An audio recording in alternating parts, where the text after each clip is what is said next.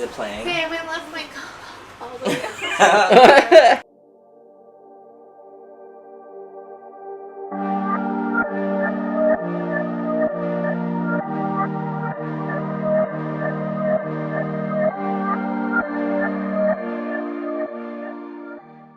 Hi everybody, welcome to What?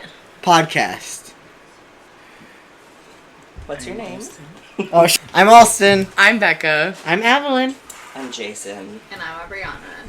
And we talking cults. Ooh, my specialty. So this is Abby, our friend from work, DEI hire. And she has some fun stories to kind of compound our religious episode. Well, so my family is a very, very complicated matter. So my dad's always been a very religious person. He devoted himself basically to the church, and he had this idea that the Lord had something special planned for him. Specifically? Yeah, that he was going to sire a child that would help usher in a whole new age of Christianity and people to bring people to the Lord. And so apparently I was prophesized before I was born. I had this prophecy from God himself that I was going to become a great leader in the Christian faith, and I was destined to bring a lot of people to the Lord. So from that moment on, he was like, oh, well, I guess that's your destiny then. That's what you're going to be. So I was born, and the first beginning part of my childhood was I didn't really know too much of it. It seemed pretty normal for the most part. We went to church, had all these fancy prayers that we had to do before bed every day, whatever. And then my dad ended up getting testicular cancer when I was like 4 or 5.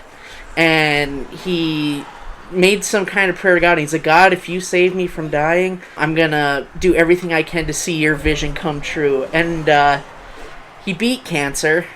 So he's like, well, that's a sign that I have a chosen disciple of God that I need to raise.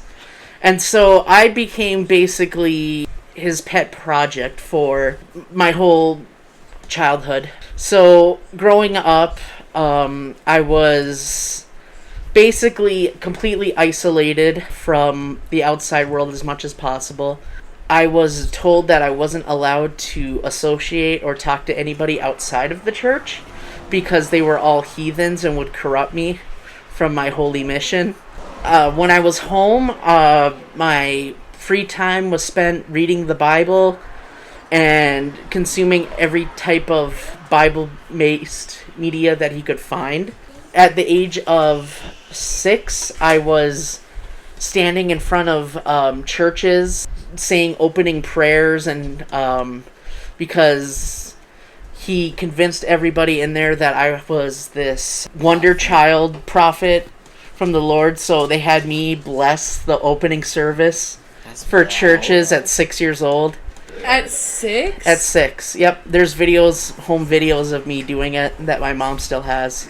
Oh my god. It's pretty crazy. I feel like this is literally Cult 101 right and, now. I feel like I'm listening to the Mormon podcast. Yeah, this is the Wait, what religion?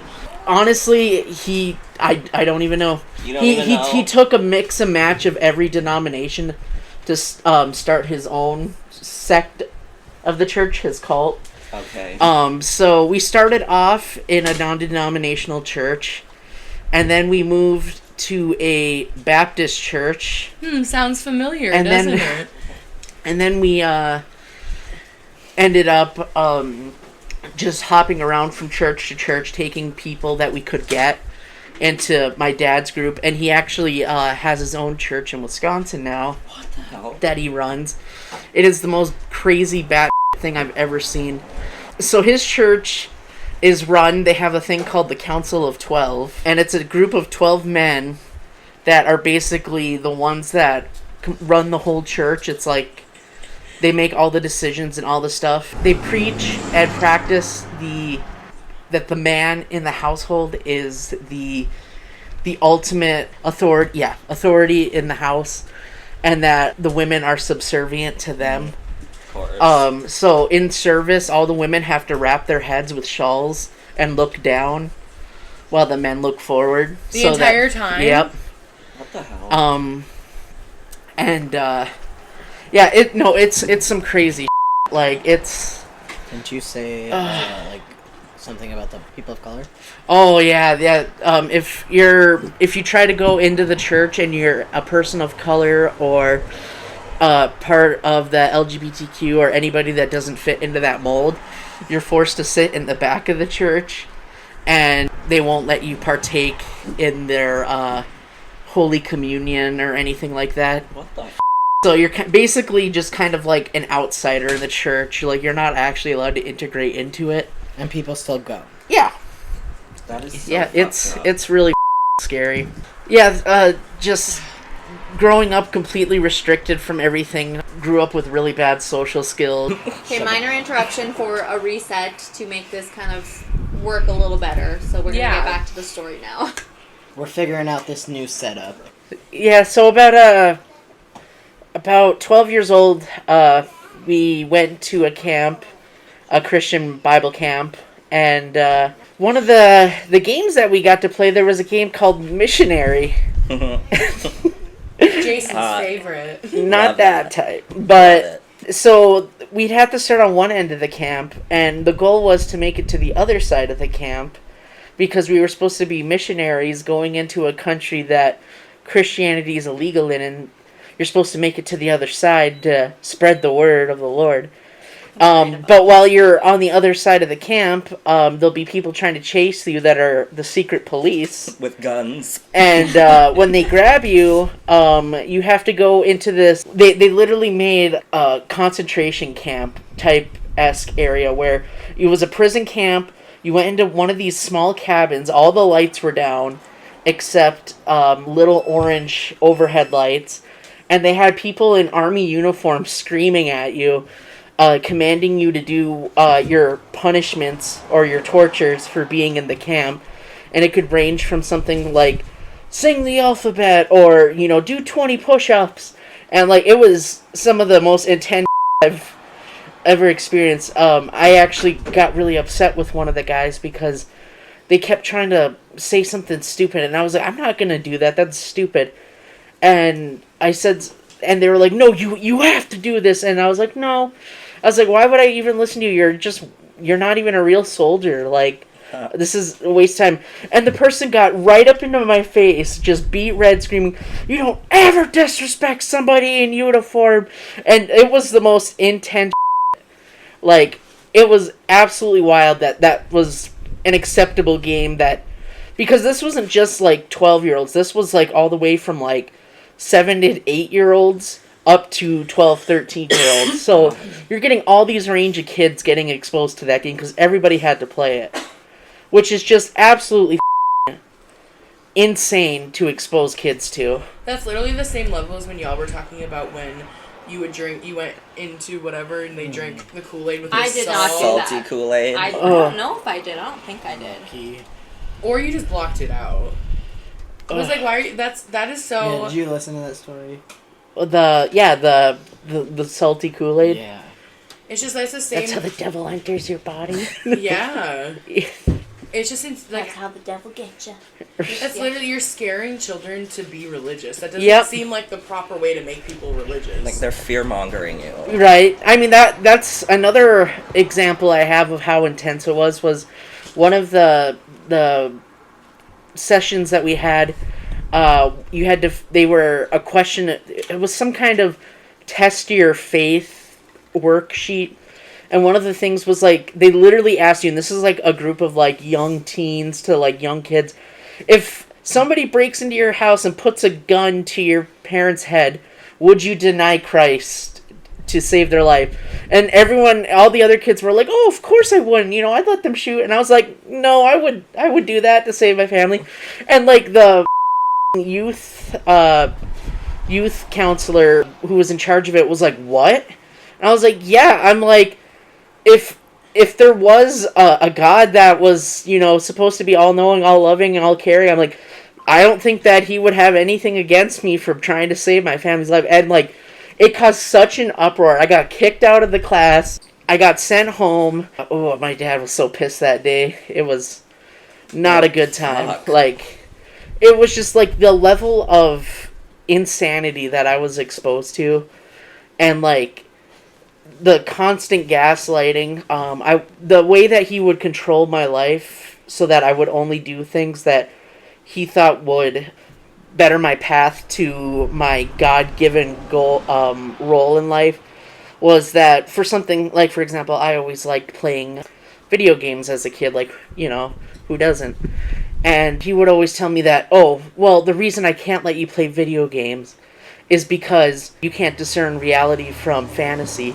So if I let you play games, you're gonna go off on a cliff and jump off and kill yourself, thinking you're gonna respawn. Like, Oh, off. that's literally what he would say. Like, just like that makes absolutely no sense. Like, and it was just constant. Like, if it was not pertaining to religion, then I was absolutely forbidden from having anything to do with it. If I had any friends outside the church, I was punished. If I was watching or reading anything without his permission that wasn't Bible related, I would also be punished. Like, it was the most controlled.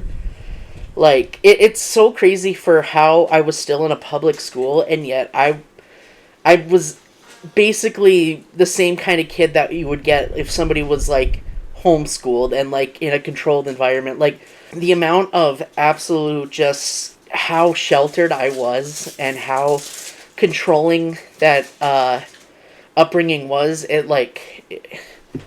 it's really showed me the dangers of religion and how it can be used to abuse people, and just how it can just be so toxic. Like, there's one thing for, like, having your own beliefs and whatnot, and then there's another for just forcing it onto people and making people follow through fear. Yeah. Which is what my dad's philosophy was. He's like, if you don't follow, you get to burn in hell. And that was the thing he drilled into my head from day one. As young as I can remember, the first thing he's always told me was, like, he's just like, if you do not do what I tell you to do, you will be burning in hell forever. And, like, as a 6-year-old, that's pretty terrifying to be told. That sounds like he's playing God. Yeah. Right.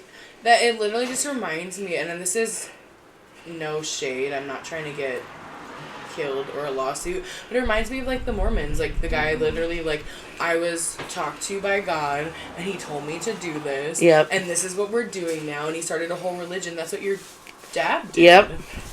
Yep. It's crazy to me because it is the most, like, nonsensical, cherry-picked, like, version of Christianity I've ever heard, because it literally takes bits and pieces from each denomination and just takes what it likes from each one and then turns it around to basically that he ends up being on top of the whole thing, where he is part of the group of 12 that make all the decisions. You know, he's the one that has the ultimate say-so and has the power in the household. Like, it's very meticulously put together so that he's always on top.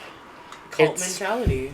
Mm-hmm. It really, like, a lot of it's more extreme than what you and him went through as a kid. I thought that was bad. Like, holy Yeah, it was... Because it seemed culty, but then you hear this story. Yeah. I mean, it still was. I still think what y'all went through was still terrible.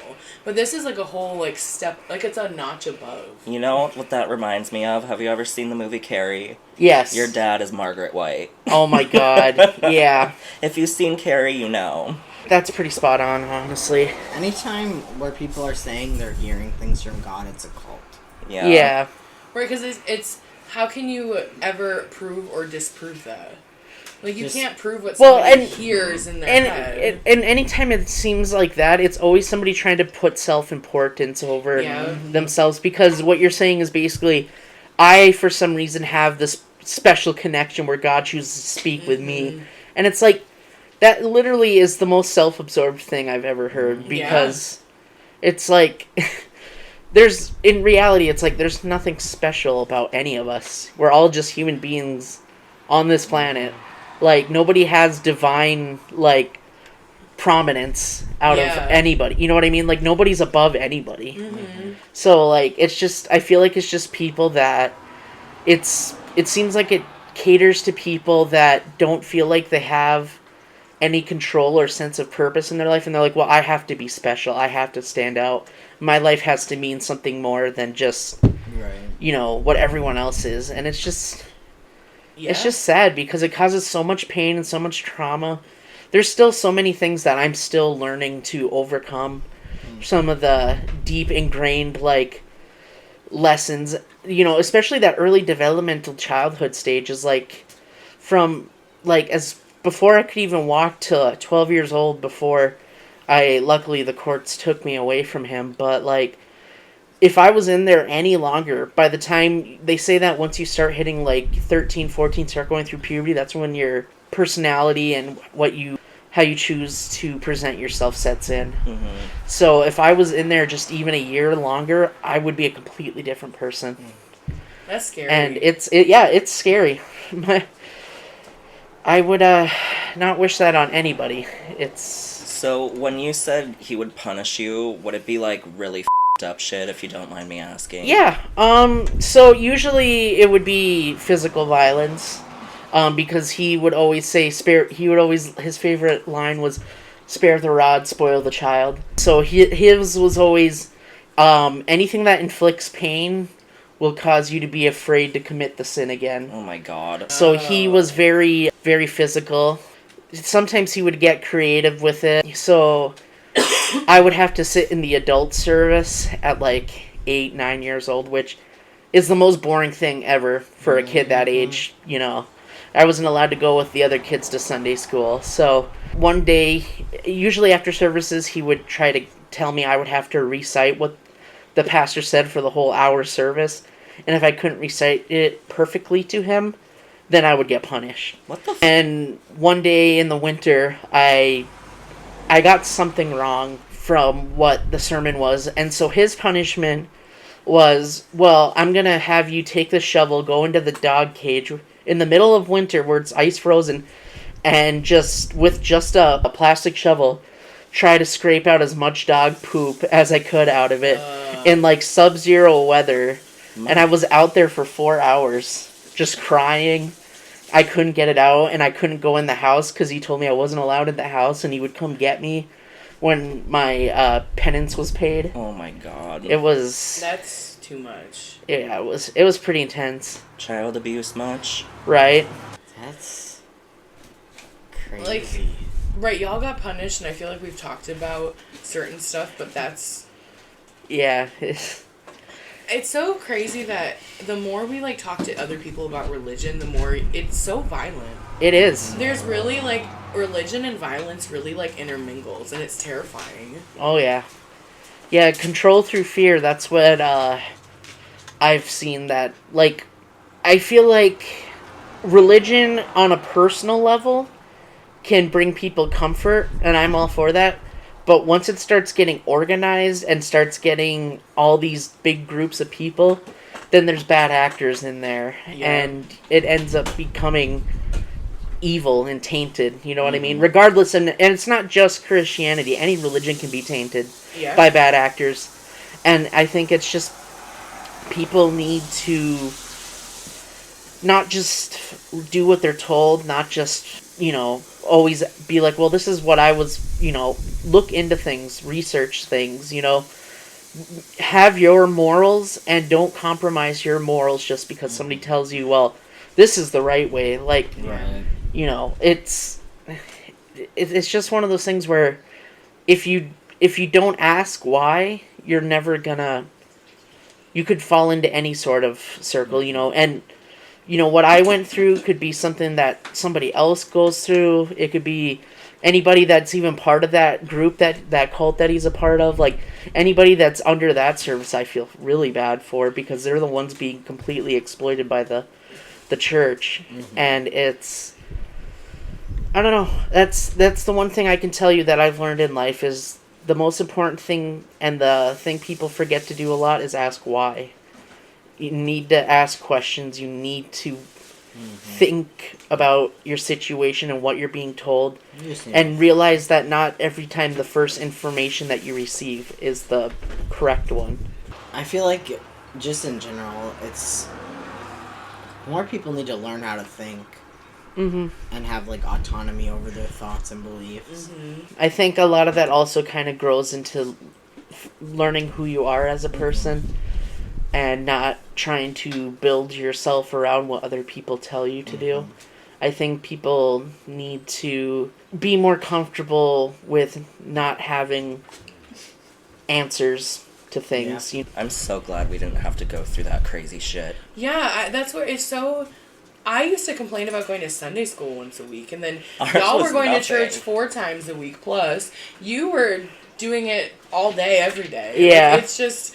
I thought, yeah, it's insane how different people go through different stuff. So, how big is your dad's church? Yeah, how big is it? Last time I was there, there is about 35 to like 40 something people there, including kids. Wow. Yeah, it's pretty decent size. It's not obviously in a mega church or anything, but like the fact that they have people in there, as what they have is just, it's crazy. Or something that he just like created. Right. Yeah. That's wild. That he runs, yeah. Yeah. It's That's not cute. no, and that was supposed to be my inheritance. Oh God. So, good thing I dodged that bullet. Yeah. Or you don't want that? I don't know. I mean, he gets good money from it, so like. I feel like No, I'm just kidding. I feel like a lot of church corruption could be solved by taxing the churches. Oh yeah. There should not be like mega church pastors driving Rolls Royces. Right? While people are still donating pennies. Right. Greedy That's all they can bastards. Right. That's really what it is. Especially when we had my churches we went to. They had a thing they called the congressional shame, which was if you didn't put in 10% of your income. Oh God. And people found out, like, the whole congregation would just glare at you. And it was the congressional shame. I So, mean, like, if greed, that's so greedy, and greed is one of the 7 deadly sins. Right. Like, Yeah. come I on. remember at our church when the the predominant pastor was out of town, the stand-in guy literally did a whole sermon on how the church wasn't making enough money to sustain itself. And it's like, how is that? How are we listening? We came to church on Sunday to pray For a or whole, to worship our Lord, and you're Right. going to tell me about finances? it was like for Right. a whole hour. Right, you're going to tell me about the account, are you the accountant of the church? Like, please, give me your money. God wants you to do it. Right. But it's sad In the because Bible. people really fall into that where they feel bad Right. and they want to help the church out and they want to keep their religion there because they're safe there, they're comfortable there. Right. So they're giving up so much of their money, and then how are they that's 10% is a good Literally. chunk. That's That a is. lot. My mom refused to work, and my dad was working minimum wage job, raising 7 kids.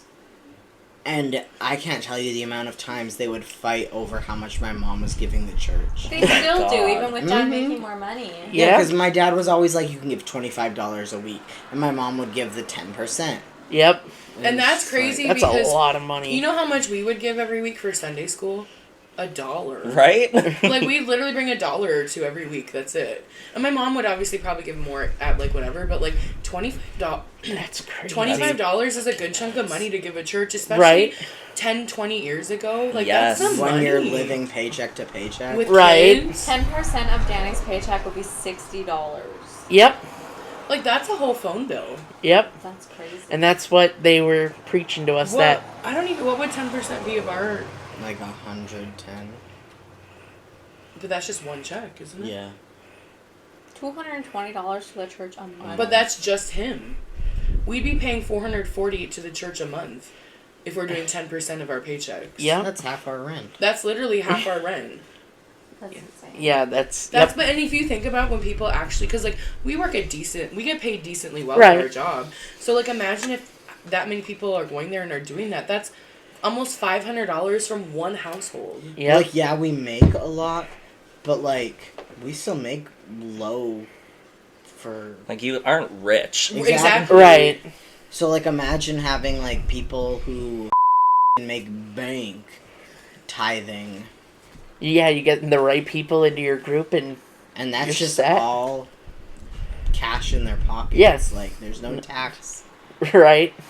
Wait, and this might be a dumb question, but what do churches normally do with like the donations? they Yeah, get? what do they do? What they're supposed to do Oh, great. is Yeah. that they're supposed to give enough for the pastor and his family, like their food, because usually a church will own a house for the pastor, because that's Yeah. also part of the under the tax thing. So they get a discount on like the power and the water and stuff like that. On the So- power! So the pastor and his family will live there. Some of the money from the tithes will go to them to get their, so that they have food and can make their bills. And the rest of the money is supposed to be reinvested into the church, whether it's getting updated books or renovations or emergency funds. Parties. But usually Or to what donate ends to up people who happening need it. is the money will end up actually just going into the pockets of whoever is part of the tidings of the church. So it'll go to the pastor, probably not the banker, but like the tithe officer, the one that collects all the tithes at the end and counts them up and everything. kind of like their. So accountant. usually it'll be 2 or 3 people that are getting most of the money, and the church kind of just sits. That's crazy. I literally like. My sister went to this big mega church in Lansing, and the pastor like was always wearing a different pair of shoes every time I saw him, like Jordan every time, Mm-hmm. Wow. and just like always just like Nike Tech and. I'm sure they go on their vacations. Oh yeah, I saw some luxury cars at my dad's church too, so I knew that was some of the people from the Crazy. council. Well, they're going on vacations and totally going to the strip clubs. Right. That's crazy. Yeah. Yeah. Fun fact too, I also never got to celebrate Halloween growing up. My first time trick-or-treating, I was 16. Girl, Oh my same. God. And that was just to say that I did it my first time. Same. I never did it again, obviously, because I was getting too old. But Right. I wanted to do it one time in my life just to say that I got to experience what it was. But yeah, for the Halloween, we'd always have to go to the church. That's Harvest where parties. harvest parties. Hell yeah! Wow. So yeah, The similarities between y'all. I mean, we went to similar. Like at some point in time, we were going to the same yep, church. yep. I remember that. Yeah, we did go to the same church at some point. I think that's how our parents met. Mm-hmm. Our moms met. Yep. Yeah, because I was friends with her sister Yeah. since like elementary school. Yeah. Oh, wow. On and off. Yeah, it was. How many siblings do you have? I've got 2. Okay. One older and one younger. Okay. So, me and my younger one, we went through it. Yeah. My older one was actually my biological father's stepdaughter, because my mom actually had her with a different guy. Oh, okay. So she got to leave with my mom when my mom divorced him and Must got have been away. nice. And me and my younger sister were stuck with him Yeah. for the remainder of our childhood, basically. That's crazy. So we experienced the brunt of that nonsense. Yeah. It made school so embarrassing too, because like even for like stupid arts and crafts, like if there was anything with like a jack-o'-lantern or anything like that, we'd Oh, have to God. tell the art teacher, be like, we can't do this is against our religion, can we just draw like a snowman instead, like Are you serious? like in front of the whole class. Like I got made fun of so much in school for that. I wonder if it was like that with the Bunners. I don't know. Didn't your father also like make you wear weird clothes to school? Oh yeah, yep. Because it was so I had to dress a certain way. That was supposed to not be what would the word he use? Perverse sensationalism, which is basically just anything that's outside the church, anything that he deems too worldly. And my mom went before we had, I think I was in 5th grade, and she went clothes shopping, and she got me these, really nice clothes, really cute clothes.